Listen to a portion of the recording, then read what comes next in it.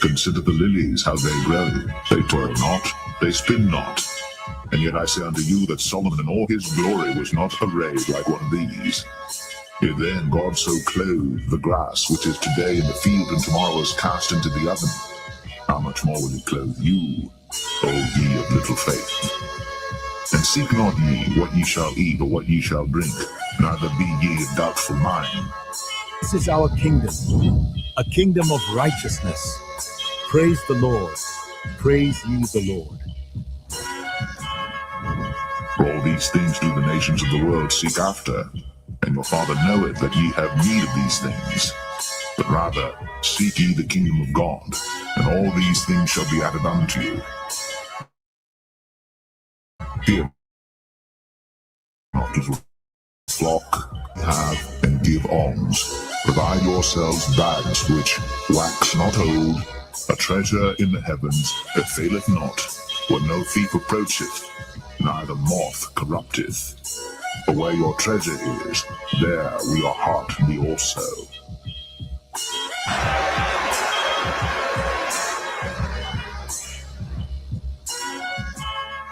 To the kingdom of Israel! Yahweh, watch him, Yahweh, Yahweh, watch him, Yahweh, Yahweh, watch him, Yahweh, Yahweh, watch him, Yahweh. The election,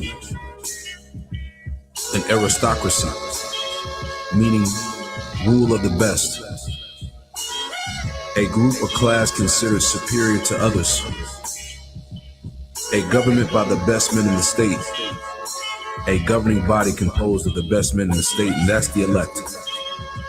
We're about to have it all right? Psalms 37 and verse 11, and it reads, "But the meek shall inherit the earth, and shall delight themselves in the abundance of peace." That word for peace in the Hebrew is shalom, which goes into safety, soundness in body, meaning we're going to truly have rest, welfare, health, prosperity, peace, quiet, tranquility, contentment. So we're going to fully enjoy the planet Earth.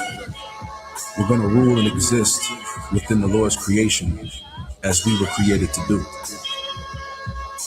I'm ready to rule the world, man. How about you? Let the golden light of this sunset guide our hearts in peace.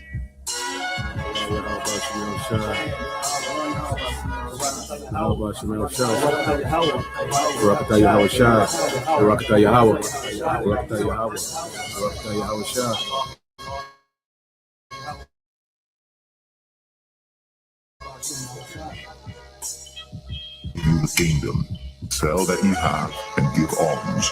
Provide yourselves bags which wax not old, a treasure in the heavens that faileth not, where no thief approacheth, neither moth corrupteth.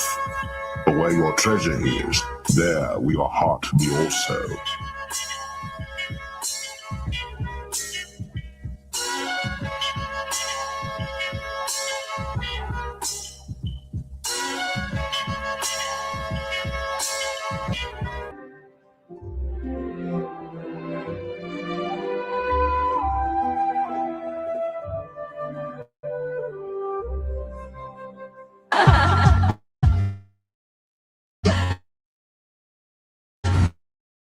The ocean spirit dances today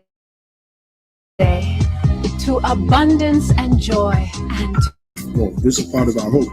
Not only that we are members of the elect, with fruits meet for repentance, like John the Baptist said, but from our low estate, because we've been brought low, even though we have this knowledge, we have this truth. Remember what it said in Revelation. I know thy works in tribulation and poverty, but thou art rich. Why are we rich? Because we're rich in faith. We have this knowledge. So our hope is at our last end, we're going to be increased. Okay? And if you ask me, the greatest riches right now is to be delivered by Yahushua, is to get that new body that the Apostle Paul spoke about in 1 Corinthians 15th chapter, to get that. Get that new body where we'll never be sick, we'll be immortals, like it said in 1 Corinthians 15, to be delivered from the coming destruction and to be a part of Yahweh's cabinet in the next kingdom. Okay, those are the real riches right now. That's what we want to get. Because if you get that, you got everything. I mean, you got everything. Okay, so our sights are set a lot higher than this present world. All right. As it is written, the fashion of this world shall pass away. We are individuals of vision. And the scripture said where an individual lacks vision, he perishes. Okay, so we can see the future. All right. And we hope that we're going to be part of it, beginning with the elect.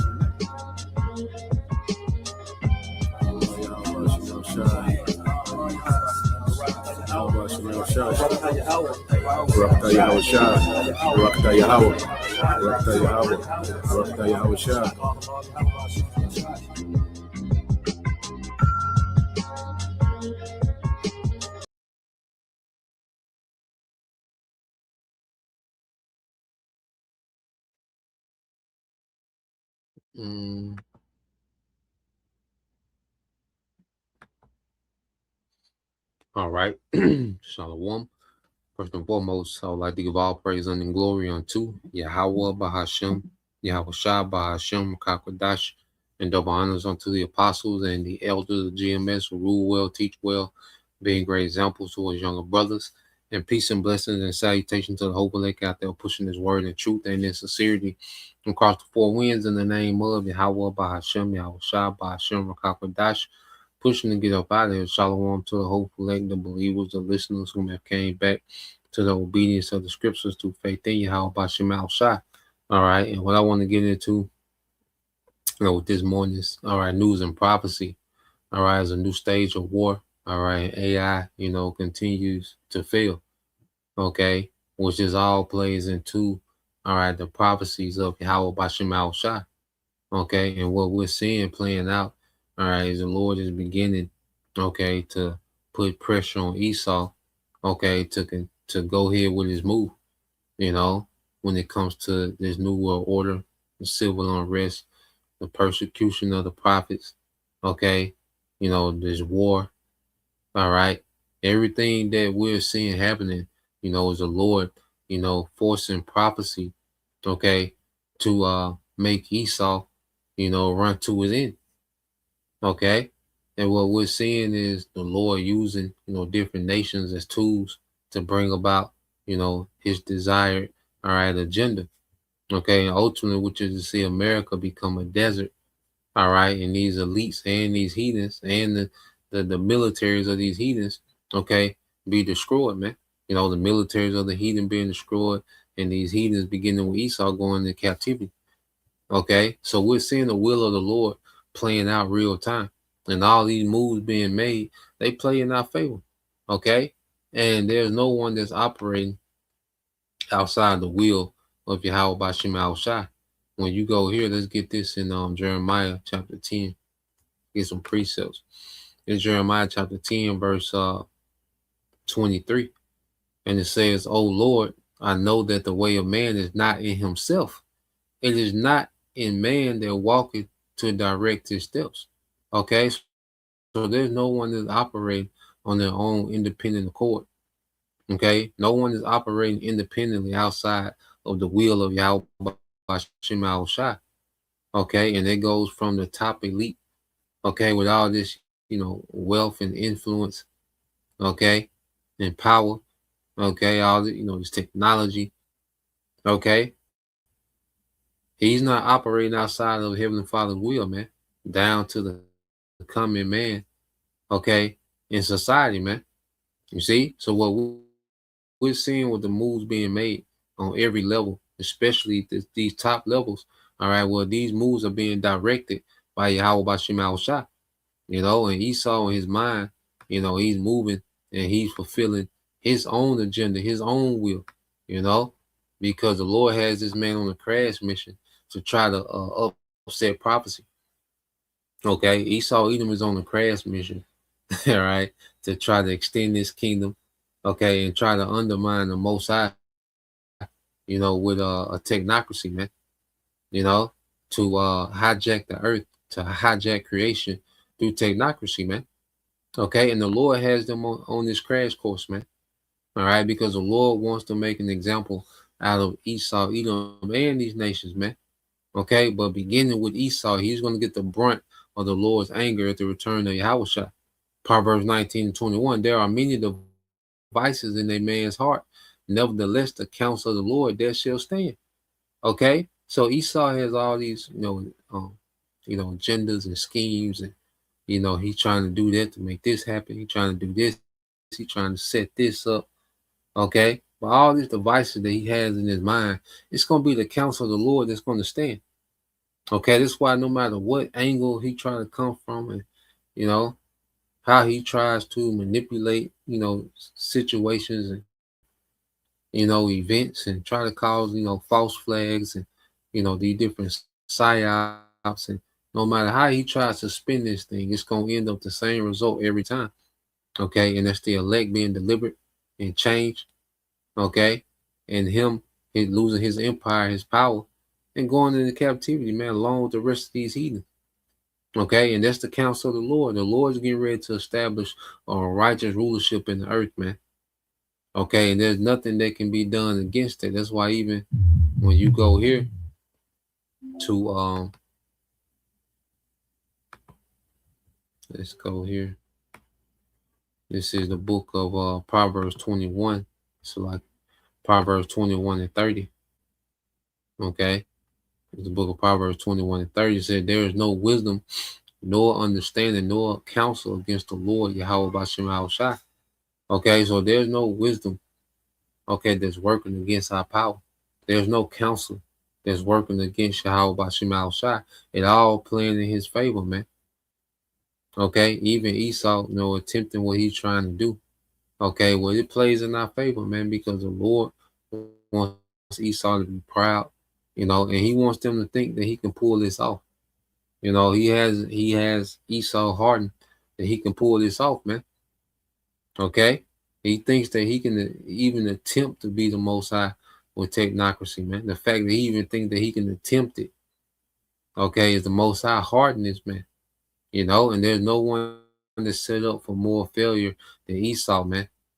Okay, what we're getting ready to see is Esau be embarrassed, okay, like no other nation has ever been embarrassed, man, okay, for attempting to do this, okay, and every move that he make is just pulling him more into the prophecy, more into fulfilling, okay, him being brought, the scripture say him being brought to the king of terrors. You see, Esau has started his path that's going to bring him to the king of terrors, Yahweh Shai. Okay, and this is what we're seeing, play out. So let's go from there, and let's play this video, because like I said, this war is going to another phase, and what we're seeing is, all right, reputation, okay, is being weakened while these other nations, all right, are being strengthened, especially with Iran. And see, this not only emboldens Iran, because Iran has went from a posture of strategic, all right, defense, to now they're on the offensive, okay, to now, they're ready to escalate with America and these small hats. Okay, they're moving in a completely different posture, man, which is what the weak saying we're strong. Okay, so let's play this, and the brother can post it, Bob Rashad and Joel. Let the weak say I'm strong. Joel chapter 3, verses 9 through 11, Bob Rashad. So let's play let's see.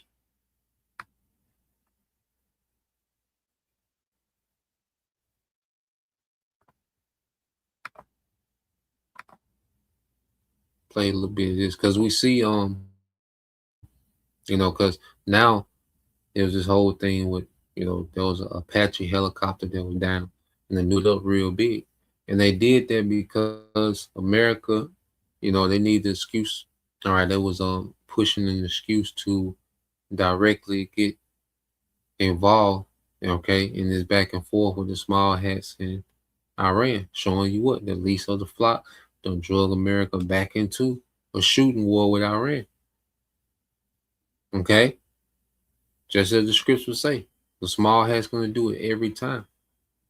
Okay, until this thing escalates to the point, okay, to where them small hats going to get obliterated in their land. Okay, and America going to be a desert, and Yahweh Shai is going to be here in the earth. Okay, judging, man, through war. Okay, so we're going to see this pattern of these small hats whenever, the fighting goes from high intensity to low intensity. Well, it's going to be the small hats that's going to get it back to high intensity every time. Okay, and they're the reason that all these other nations are getting ready, to join it too. Okay, this war, as these devils, get closer to switching over this system, to a digital system, mandating, the CHIP, okay, going to the complete digital currency. Okay, so this devil is scrambling to get this infrastructure in order so he can switch over. Okay, we're going to see this war continue on and run parallel with Esau trying to establish his new world order. Okay, so let's play this here. It's good to see you, sir. Thanks for coming back. Thank you so much for having me. Absolutely. Let's go ahead and start with B1. This really caught our interest, Professor. Curious for your reaction. The commander of the IRGC Quds Force issued a very interesting statement yesterday. He said that they would establish a new security belt of resistance that from the Strait of Hormuz to the Bab al-Mandeb Strait off of Yemen, and then to the Gulf to the Red Sea. According to these new comments by state media, they are now using the term resistance or axis of resistance to refer to Iranian allies in the region from Hezbollah to Yemen's Houthis. What do you make of this new term of the axis of resistance, this security belt comment in the context of everything that's been happening here in this war? This is more evidence for the new stage of the war that we've entered into. We just passed day 100 of the Iran war. There is no end in sight. We are not at the end. We are in the middle game. And in the middle game, the most distinctive feature, which has happened for weeks, and this, what you just showed, is strong evidence of it, is that Iran has moved from survival to ambition. Let me say that again. Iran is no longer just considering how does it survive. Iran is moving from survival to ambition. You see that in its behavior. You see that a week ago, it responds to relatively minor strikes here by the U.S. by upping the ante to put pressure on Kuwait and Bahrain. They are not just doing tit for tat. They are using a version of their own escalation dominance to put pressure on those Gulf states to withdraw American forces from their territory. Almost at the same time, they threaten Israel. You attack Hezbollah's strongholds in Beirut, that's Iran's key ally, and Iran is going to punish, going to retaliate. This is part of that new red line that you just showed. They are extending an umbrella. They are not just worrying about survival in Tehran. They're extending an umbrella, a new architecture. That is a new ambition. And then last week, right at the end of last week, the senior advisor to the supreme leader made a statement almost identical to what you just showed, except did not define the umbrella area so clearly. Used the same geographic space, by the way, but not that clear set of red lines. So what you are seeing is that Iran has gained power in the opening stage. That's like the opening in chess. It has gained power. And in the middle game, it's not just happy going for a draw. It's going to extend that power in a more ambitious way. And so, yeah, what we've seen, in these, since February 28th, Iran has gained power. There's a big power swing from the West, all right, to the governments in the East. Okay, in the way that Iran, has been able to not only, withstand, all right, America and the small has firepower, okay, but to dismantle, all right, and begin to really disrupt, the small hats and America's ability, okay, to inflict damage in their region.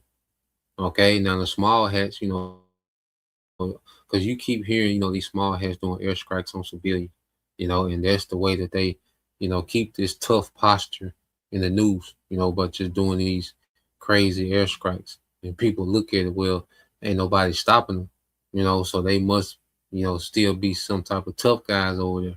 But Iran done got to the point now, it's like, okay, every time you strike in Lebanon, we're going to directly strike you.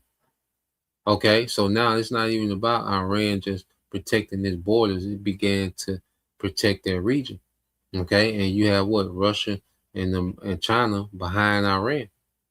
Okay, so what we're seeing in the scriptures say the weak are saying I'm strong because they're not being Iran is not deterred by, all right, a direct war with America. For the longest, Iran has been trying to avoid. They've been preparing for it, but they've been trying to avoid a direct conflict with America. But now they done got a taste of it, and they can see, and they see that, oh shit, this ain't all we thought it was gonna be. Okay, and now it's like, okay, they ready to escalate every day of the week. America, hey, they can get it popping every day of the week now. However they want to do it. So what we're seeing is this thing going to a new phase of Iran going from this strategic patience to now they're actually out here being a bully, okay, to America and these small, especially small hats, man. Okay, so let's go here. Let's get to another analyst, speak on the same thing. And this is all trending towards prophecy, man, because the kings of the East, are being emboldened to do what? Fulfill their role in taking down the whore. Okay, for brother want to post that in also, and let's get Isaiah 33 and let's get Isaiah 33, okay, and 1, okay, and let's get Jeremiah 50 and 9. All right, so let's get a couple of these precepts.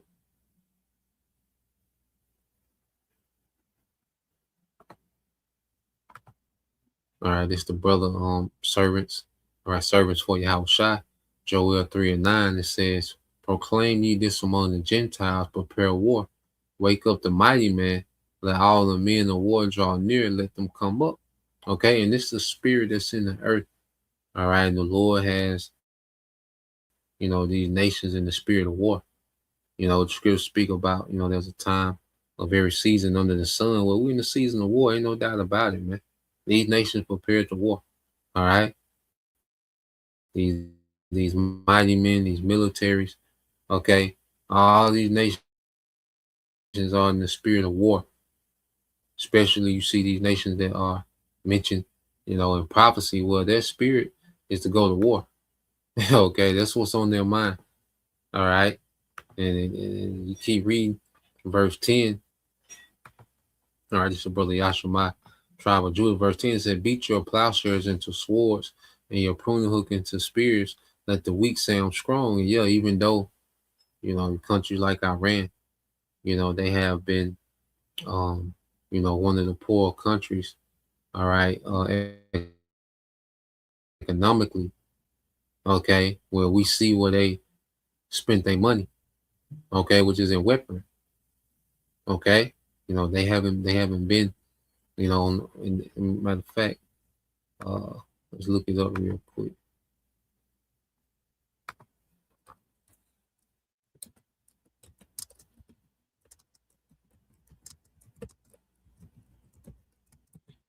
See if they give us some.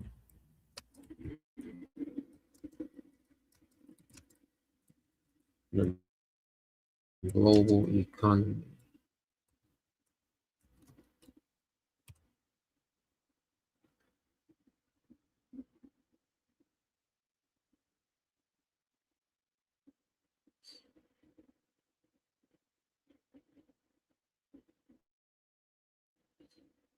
So let's go here. Just look this up real quick. So I just asked it, what does Iran rank amongst the global economy? So you go to Iran.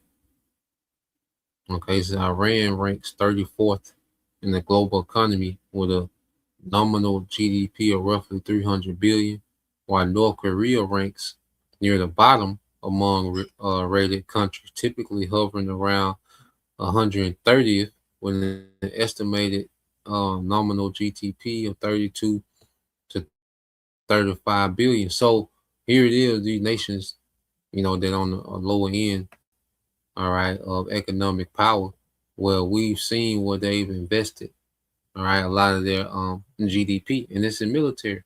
And North Korea had a nuke, years ago. Here it is. They're even 100 places below. Okay, Iran, but they invested in their nuke years ago. Okay, and Iran is in North Korea has even been helping.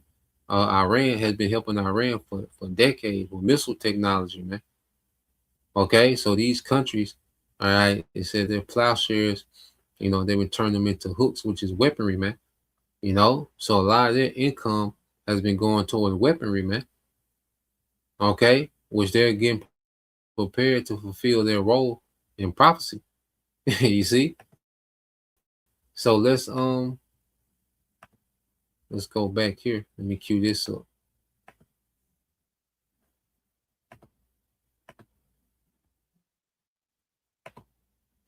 All right. It says, beat your plowshares into swords and your pruning hooks into spears. Let the weak say I'm strong. Yeah, because Iran couldn't have did this, 20 years ago, 30 years ago, have a shootout with the American military, okay, to control the Strait of Hormuz, okay, to be able to, project power regionally, strike multiple countries at a time.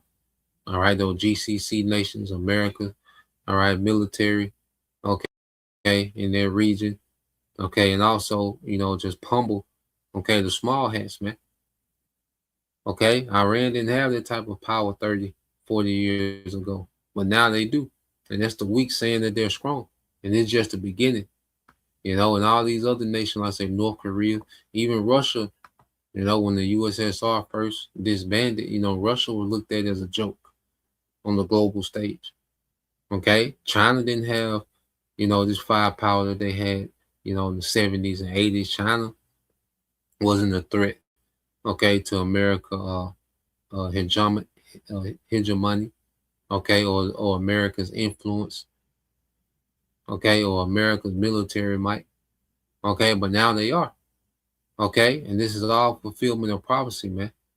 Okay, it says, assemble yourselves and come, all you heathen, and gather yourselves together round about, all right, till the cause our mighty one to come down, O Lord. So we're seeing the gathering of the nations, man, and now you have a new, okay, a new player in the game with the Houthi rebels, okay.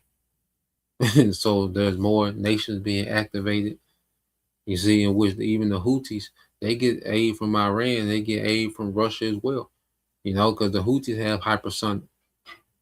Okay, even when you go into, all right, I think in the 80s, Russia, had ties with Yemen in the 80s, and that's why you have, the civil war in Yemen, because a lot of these wars, between these nations, these civil wars between these nations, especially in, what they call the Middle East, which is Western Asia, are proxy wars between America and Russia, man. Okay, so let's play this real quick, and then let's get some more precepts. Okay, well, it's a new day. You see, and it's gonna be short lived. This power that these nations are gaining. These kings of the East. Their come up is gonna be short lived because Yahweh Shai is coming. To put everything to rest. You see, so let's play this. Hi, everybody. Today's Wednesday, June 10th, 2026, and our dear friend, our brother, late Maruf from Beirut is here. Welcome back, Laith. Thank you for having me, Nimat. Yeah, Laith, there is a lot going on right now, and it was last night and the night before and the day before. It all started with the attack on Dahia in the southern part of Beirut, and then Iranian response to Israel. And we had the United States and Iran attacking each other. The United States attacked Iran last night. They talk about, an Apache helicopter, which it seems didn't exist.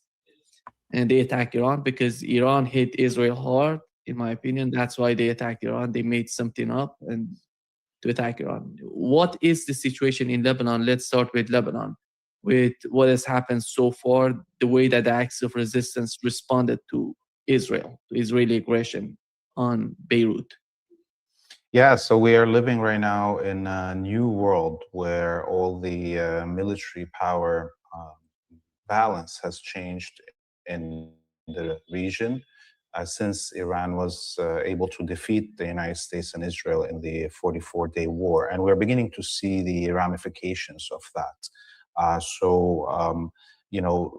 Before the attack on Dahi, Iran already extended its sovereignty over the Strait of Hormuz and had already defeated the ability of the United States to project force through naval power and control of the airspaces that was countered with the missiles and drones that technologies that Iran has.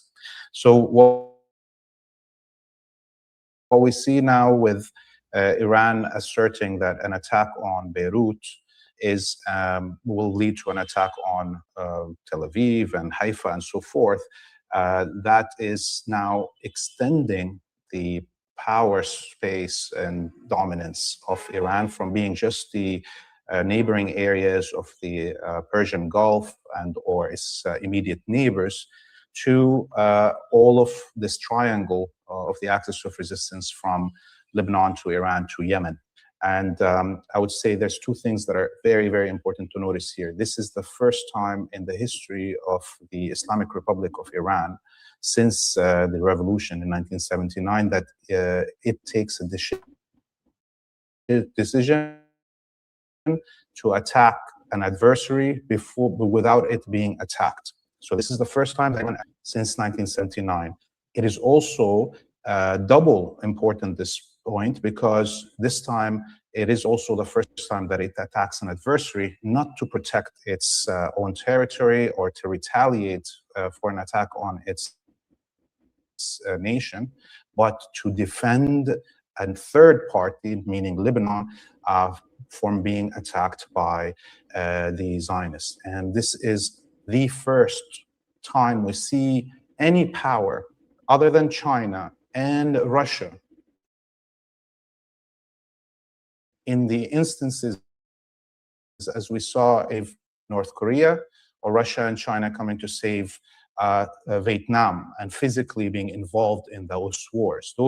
We haven't seen any other power do such a thing other than Iran in since the end of the Vietnam War. So this is a huge change on a global scale, and this is why the United States is trying to change that reality somehow. It doesn't have the power to draw back the clock, but the original ceasefire between the United States, or they pretend ceasefire between the United States and Iran, included Beirut. And so yeah, and just to see, like I say, Iran, project this type of power, to begin to strike, these small heads, okay, and to create red lines and to enforce it with military power. Well, this is a new day. This hasn't been done in decades, okay, because these small heads are used to, just striking, with impunity, with no, care about consequence, okay. But what we're seeing now is that these small heads are beginning to be put in check, Okay, and we know they just gonna wild out. Okay, we know these small hats, okay, in America, all right, their response is just going to be to wild out, which is going to draw in, all right, these other nations, man.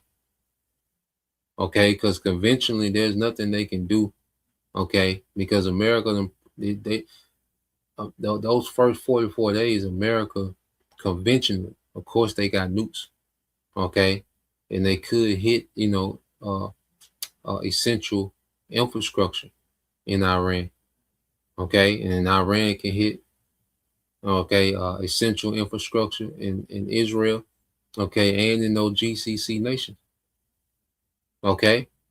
So now it's getting to the point to where, you know, these small hats, they don't have an answer, okay. America, you know, eh, see, America has a reputation to lose. Iran has a reputation to gain, okay. So as this thing goes on, we're going to see, all right, these nations begin to behave differently, okay, towards America, man. All right, because a lot of deterrence that America had was based on speculation, based on their big ass military budget. Okay. But now that they're seeing that a lot of the equipment don't perform, it's $1 trillion military, but it don't perform like $1 trillion. Okay. And it don't perform in certain environments. The AI ain't what they thought it was. Okay, in the war, it does good when it comes to, spying and assassinations. Okay, and it works wonders on civilians. You see, but when you have an actual war, when things are moving at such a fast rate and very unpredictable, the AI trash, man. Okay, so we're going to see a major behavior change.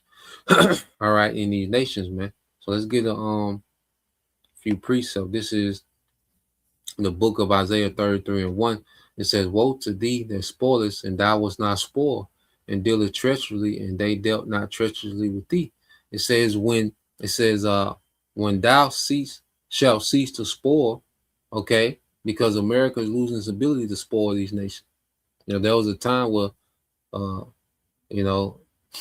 America would just went in and toppled, all right, the Iranian regime and just took the spoils, which was the oil and certain other resources, okay, that Iran has. Okay, so there was a time when, all right, America would just came in and spoiled Iran. Okay, it would have been a week, 2 weeks, like like they was predicting at the beginning. Okay, it says, "Thou shalt be spoiled, and when thou shalt make an end to deal treacherously, they shall deal treacherously with thee." Because as these nations agree within this new world order, okay, well, they disagree how it's going to be ran. Okay, because they're all compatible for technocracy. Iran already has mandated digital IDs for its citizens. Okay, Russia and China. Okay, we already know China is basically a digital state at this point. It's already a surveillance state, full surveillance state at this point. Okay, in those big cities. Okay, so we know these nations, okay, are in agreement when it comes to this technocracy, man. Okay, but this technocracy takes a lot of resources, man. Okay, it takes a lot of resources, so we're seeing them scuffle over resources. They're scuffling over regions. Who's gonna control what region in the technocracy? Okay, and Esau, all right, we know that he's treacherous, man. So even amongst these elites, they're gonna be, all right, double crossing and triple crossing each other. This is what they do. There's no integrity amongst Esau. There's no integrity in none of the deals and agreements that they have, even amongst each other. Okay, so what we're seeing is he get closer to rolling this thing out. All right, the war is going to intensify about, okay, how is this thing going to be controlled? Who's going to have what power and authority? Okay, who controls these resources? So what we're seeing, what we're getting ready to see, is a lot of treachery amongst these nations as they get closer to rolling out this new world order, man. Okay. So let's go. I got another video.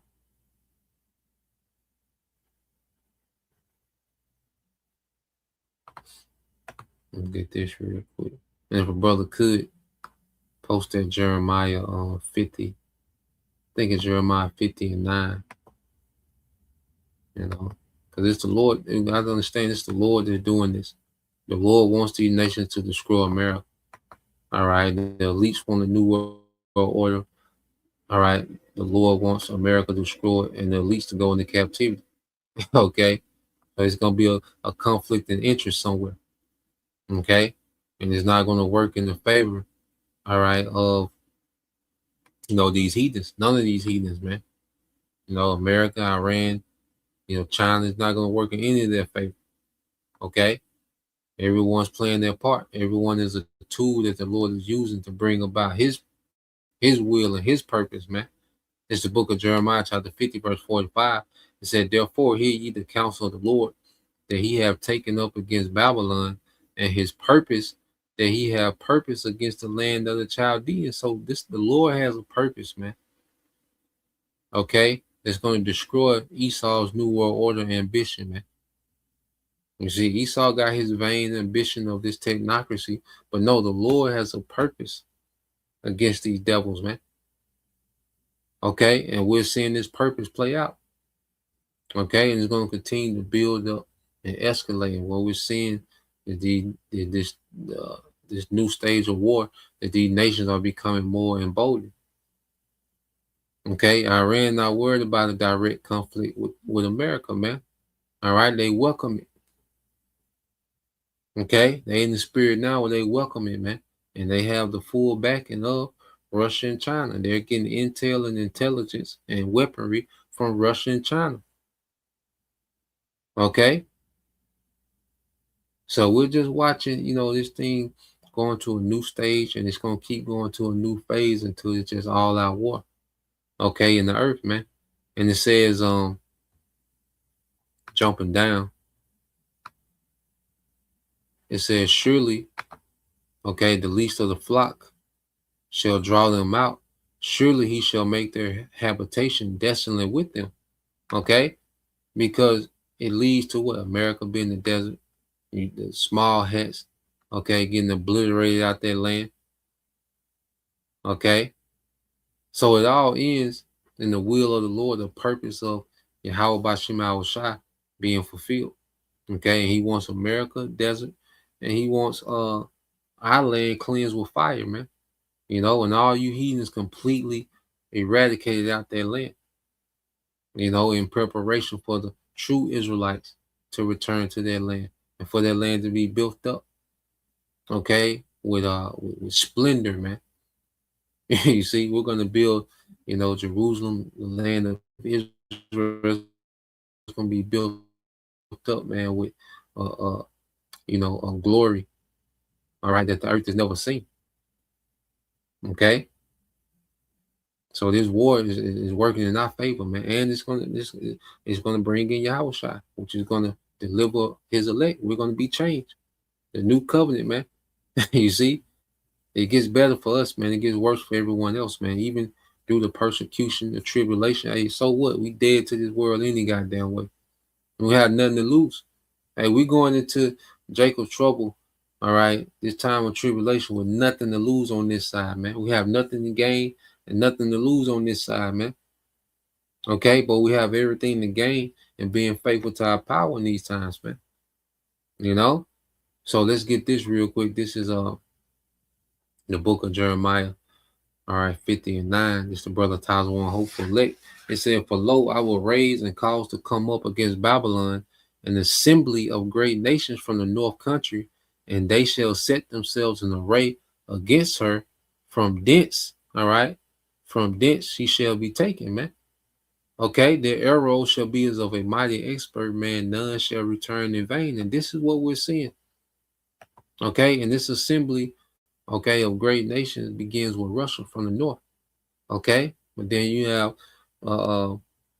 nations that are allied with Russia, which Iran being the main one, Iran, China, and eventually Turkey. Yes, another thing, Turkey, you know, because we talked about their treachery, okay, because Turkey has played a major part, let's see, what role in America being able to wage war in their region.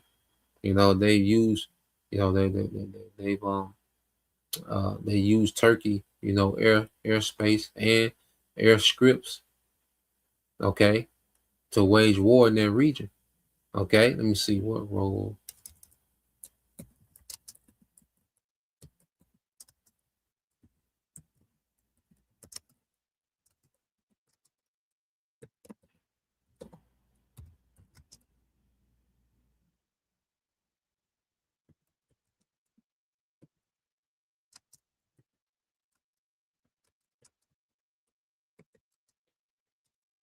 Let me see.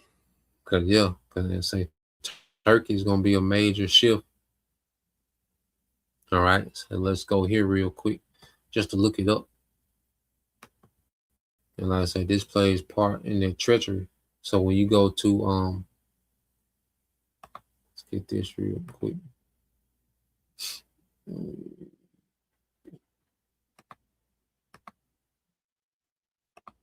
So I just asked it, what role has Turkey played in previous American wars in the Middle East? It says Turkey's role in American wars in the Middle East has ranged from crucial logistical and base support to strict neutrality and diplomatic mediation, because Ankara carefully balances his NATO commitment with his own distinct regional security concerns. Its involvement has varied significantly depending on the specific conflict. Okay, but shows you that Turkey, you know, was a strategical, all right, asset to America, you know, in these wars. Okay, and I said Turkey has historically played a multifaceted role in the region. It said Turkey strongly supported the international coalition against Iraq. Okay, it closed the Iraqi oil pipeline running through its territory and enforced a strict embargo. Okay, Ankara, all right, which is the capital of Turkey, granted coalition forces vital access to the Incirlik, all right, air base to launch operations and patrol the northern no-fly zone, though it suffered major, all right, economic losses as a result. So Turkey has been a strategic, you know, ally for America. You can look more into it just to prove the point. All right, but we know according to prophecy, Turkey is going to flip, all right, and be with Russia and Iran. Okay, so this part of their treachery, man. You see, it's going to be a part of this assembly of great nations that's going to come. That's why I said, for lo, this the Lord doing this. For lo, I will raise up, okay, and cause to come against Babylon an assembly of great nations. Okay, so this is what the Lord is doing, man. The Lord is mustering the host of the battle.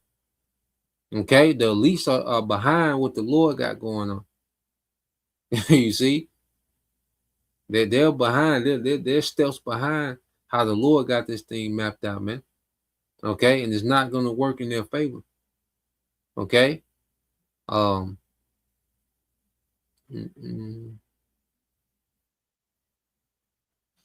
see.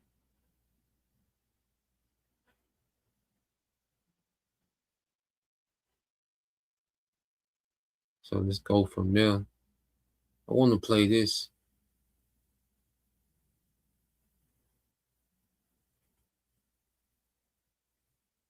Yeah, let's get this real quick. The brother got this.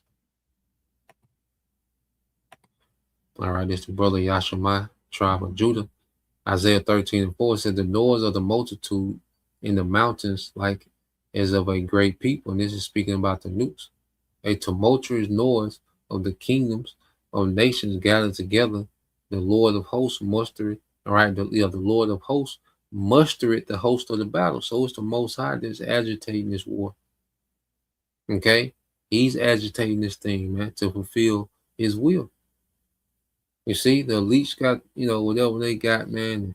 We know they want this tacky ass New World Order, man. And this shit is getting tackier by the day. You know, the only thing left for Esau is just to lose and be like a madman, sparing none. Okay?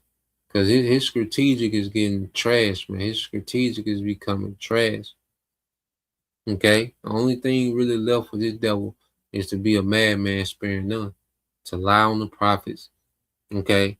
To get at Jake, you know, to get his rocks off on Jake. Okay, Jacob trouble. Okay, and to be like a madman, sparing none, and just mandate this thing, man. Okay, because the Most High is mustering the host of the battle.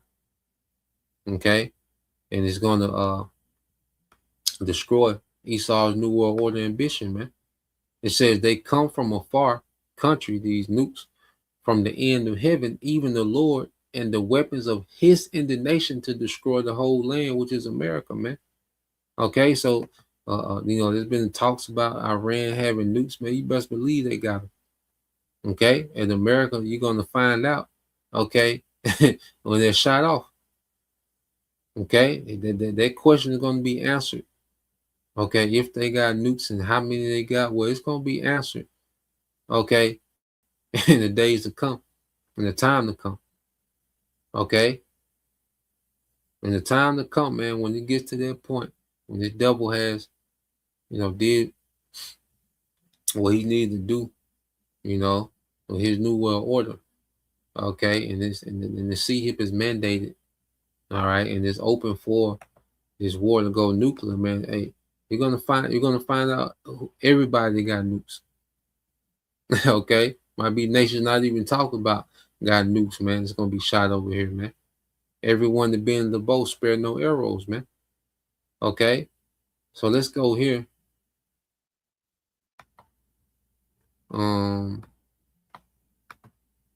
Yeah, even with this, because we know the key component of this man's New World Order data centers, man. Okay, but this devil, he's running into problems. He's running into kickbacks. I mean, you know, backlash, and you know, he's being exposed. Okay, and he's running into limitations, man. You see, there's another thing how the Lord is embarrassing Esau. Esau has to deal with limitation, man, because he's believed his own hype that he's just this unlimited power in the earth, man. Okay, and the Lord is embarrassing this man with limitations. Okay, so if a brother can post that, which you got the other day, I think yesterday, but we read it again today. This is yeah, can the brother post Job 14 and 5? So let's play this, man, dealing with these data centers. Hi, welcome to another episode of Cold Fusion. $650 billion. That's the amount 4 tech companies were expected to spend in 2020.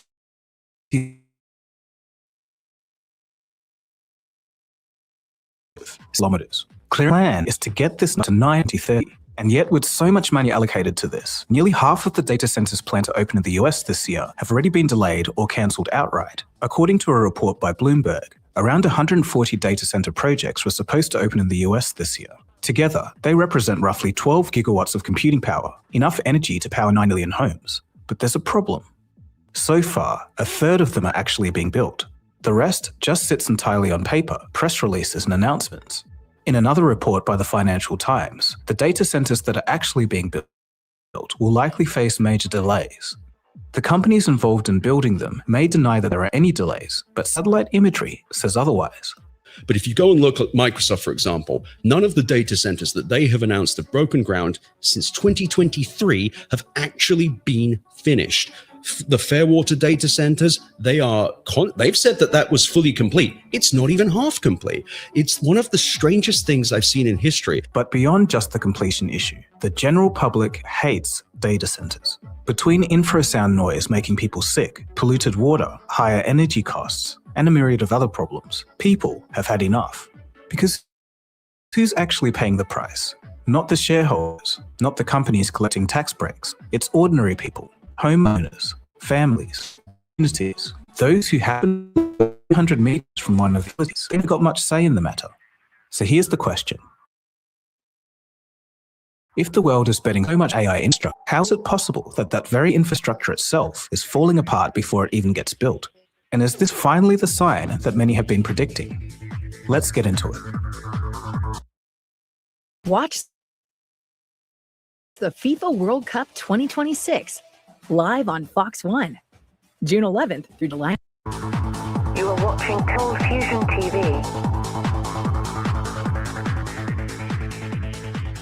I'd love to hear your perspective, not on the spend, but on the return needed to make those numbers work. They'll never get it. Yeah, they're just shitting away that money. Right, we're going to spend $1 trillion because we need all this data center capacity. Some of them are spending more cash than they have available. They're shitting away the money at scale. It's hard to do, right? But when the AI boom exploded into public consciousness with ChatGPT in late 2022, the race to build the underlying infrastructure became almost frenzied. Data centers became the hottest asset class on the planet. Investors poured in, and governments competed. 22% of US GDP growth came from data center spending. If you remove AI infrastructure, the rest of the economy grew by 0.1%. That's why the stock market skyrocketing felt so out of touch. And to give you an idea of where we're at, the shoe company Allbirds recently announced that they're pivoting to focus on leasing AI data center equipment. It made no sense, but their stock rallied 580% as a result. All the signs are here. Data centers are in vogue. The pitch was simple. AI gets smarter the more computing power you give it. Computing power comes from data centers. So let's build data centers fast. In the US alone, the number of AI data centers went from essentially zero a decade ago to somewhere between 4,000 and 5,400 today. The pace and scale of the build-out was so violent that more money has been committed to data centers in 6 years than was given to the Marshall Plan to rebuild Europe after World War II, the Manhattan Project to build the atomic bomb, the entire Apollo program, and the cost of the International Space Station combined with $120 billion extra left over. All of this spending for a business plan that isn't even solid yet. And besides, GPUs rapidly become outdated and they become expensive to keep replacing. I'm not saying that AI is never going to work, but is it going to be profitable in the time frame that's needed for funding not to completely collapse? It's looking less likely. It's perfectly possible that this is all a huge waste of money. so when you think about all these people spending all this money, look, if you're the best programming, like Claude is, and that's your niche, great. But I don't know what the niche of these other ones are. Do you? No. More than 2 of these facilities were being built every. Yeah, man. So, the devil, I say, he doesn't have it all figured out, man.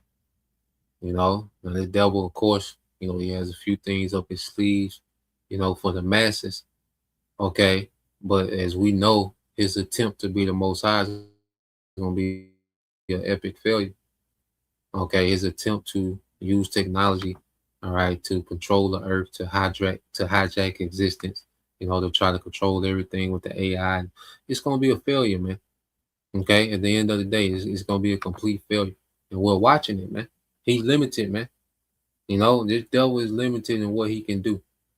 Okay. And like I say, for the longest, he's been hyping himself up to what he believes to hype, and he thinks that he can really pull this off, man. And it's showing that he's coming up short. Okay. You look at this devil and what he has to do and where he's at, nigga, you finna come up short. And it's going to be embarrassing, man. Just like the brother, matter of fact, the brother GMS, he put this up earlier. GMS DC, Tazadakia. Then we'll get that in.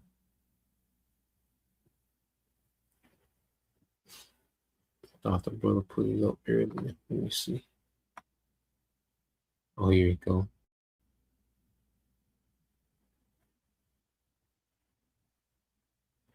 Yep, here we go. This made me think of this. It's the brother GMS DC Tazadak Dayara'a. All right, Luke 14:28, it says, "For which of you intended to build a tower, sitteth not down first and counteth the cost, whether he have sufficient to finish it," man. Okay? And this is the position that Esau is in, man. He's trying to build this technocracy, man, but he didn't consider the cost. Okay? He didn't consider the resources needed to power, okay, a world ran by AI and all this computing power needed. All this ability, this cooling and the water, all right, the oil, the gas turbines, even, which I got another video. I'll get into that tomorrow, man. Just how destructive these data centers are to the environment, man. Okay, and how, for him to do what he wants to do, man, he can't do it, man. Okay, he just finna lie and say he got it. Okay. This is what this nigga finna do. He's finna lie and say he got it. He don't got it. Okay? It's a lying wonder, man. You see? From the infrastructure to the software itself, it's a lying wonder. Okay? It said, "For which of you," back in Luke 14:28, "for which of you intended to build a tower, sitteth not down first and counteth the cost, whether he have sufficient." Okay, he has sufficient to finish it. Okay, least happily. Okay, least happily after he have laid the foundation and is not able to finish, it, all that behold it begin to mock him, man. And we're beginning to mock this nigga now, man. Okay, as we're looking at this devil fail, we watching this nigga fail, man. We're watching Esau fail, man. It ain't like we gotta watch to the last minute. We know he's gonna fail. The scriptures say he's gonna fail, and the Lord got us watching this nigga fail, man. It's not gonna be a last second shot of a close game. No, man, shit getting out of hand. It's getting embarrassing, man. Okay, it's a blowout. Prophecy is blowing this nigga out, man. Okay. Well, fans, they're starting to leave the game and go to the parking lot, man. Okay. So read 29 again. It said, "Least happily after he have laid the foundation and is not able to finish it, all that behold it began to mock him." Okay, saying, "This man began to build and was not able to finish." Okay, and was not able to finish, man. So this is what we're seeing is Esau attempting to build, but he's not going to be able to finish, man. "They shall build, but I will throw down." Okay, but nah, he doesn't have what it takes to finish this thing out, man. And it's gonna be an epic embarrassment, man. And then he gotta deal with Yahweh Shai. Okay, in his mind, he think he ready for that. Another epic failure, man. Luke 14:31 says, "Of what king going to make war against another king, sitteth not down first and consulteth whether he be able with 10,000 to meet him that cometh against him, okay, with 20,000, or else," okay, it says what? It says, "Or else, while the other is a great way off, he sendeth an ambassador and desired conditions of peace," man. Okay, one thing about it, if you declare war, okay, in the midst of declaring war, and you try to cop a plea, well, that plea not gonna be in your favor because you're not gonna have any leverage. Okay. And see, this war is going to end up with Esau losing everything and going into captivity. Okay, and Yahweh Shai not taking the plea, man. He coming to take the kingdom. As the scriptures say, the saints, okay, shall take the kingdom, man. All right, so let's get this. This is the book of Job, chapter 14, verse 5. The brother Yashomai, tribe of Judah, "Seeing his days are determined, the number of his months are with thee, that has appointed his bounds that he cannot pass," man. So Esau has limitations, man. He has limitations on everything. He has limitations on his technology, limitations on his military, limitations on his new world order. Okay, he has limitations on everything, man. And he's reaching his limitation because the Lord finna cut this nigga off, man. Okay. Yep. It's the brother GMS Great Faith Ba, Sirach 25:7 said, there be 9 things which I have judged in my heart to be happy, and the 10th I will utter with my tongue. A man, all right, that have joy of his children, and he that lived to see the fall of his enemy, man. And it's beautiful that the Lord, has us front row, okay, to Esau's failure, man, to see this man fall, okay, and he's gonna fall right into captivity. You see, he's not just gonna go from being a lesser power in the earth. No, he's gonna go into hardcore bondage, man. Okay, in a righteous kingdom. You see, so that's the point. We'll leave it there. Lord will, you brothers. All right, and you few sisters edified once again. I'm gonna give all praise and glory unto Yahweh Bahashem, Yahushua Bahashem Makakwadash, and double honors unto the apostles and the elders of GMS who rule well, teach well, being great examples towards younger brothers. And peace and blessings, salutations to the hopeful elect. Shalom.